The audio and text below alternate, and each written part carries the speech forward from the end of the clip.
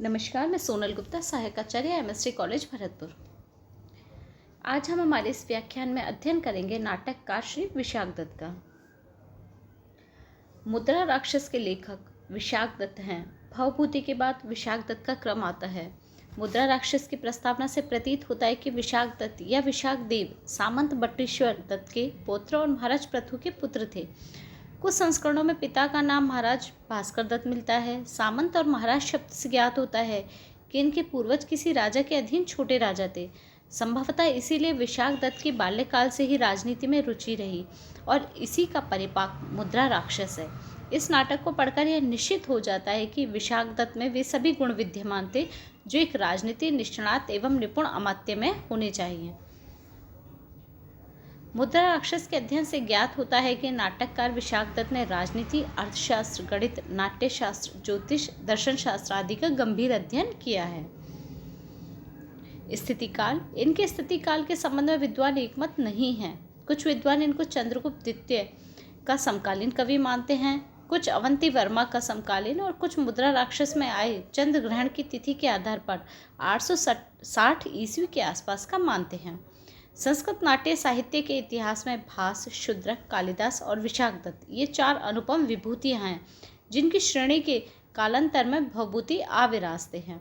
तृतीय से पंचम शताब्दी के युग का नाटक साहित्य ही उन नाटककारों की कलाकृति है जिनकी कार्यत्री प्रतिभा में कोई संदेह नहीं। पंडित बलदेव उपाध्याय ने विशाख दत्त का समय वाराह मिहिर से पूर्व पंचम शती के मध्य में माना है। उन्होंने अपने इतिहास में विशाख दत्त को भवभूति से पूर्ववर्ती मानते हुए पहला स्थान दिया है। विद्वानों ने मुद्रा राक्षस की शैली एवं सामयिक स्थिति के चित्रण के आधार पर विशाख दत्त का समय चौथी या 5वीं शताब्दी ईस्वी मानना ठीक समझा है। डॉक्टर जायसवाल इस ग्रंथ की रचना 400 ईस्वी के आसपास मानते हैं, तो टीकाकार ढूंढीराज इनकी रचना 582 ईस्वी के आसपास ही मानते हैं। अधिकांश विद्वानों ने इनका समय चौथी 5वीं शताब्दी के मध्य माना है। कृतित्व। विशाख दत्त विरचित एकमात्र कृति मुद्रा राक्षसम है, जो 7 अंकों का ऐतिहासिक व भारतीय कूटनीति से ओतप्रोत एक अनुपम नाटक है। कुछ लोगों की धारणा है कि इसमें रस की प्रधानता न होकर घटनाओं का प्राधान्य है।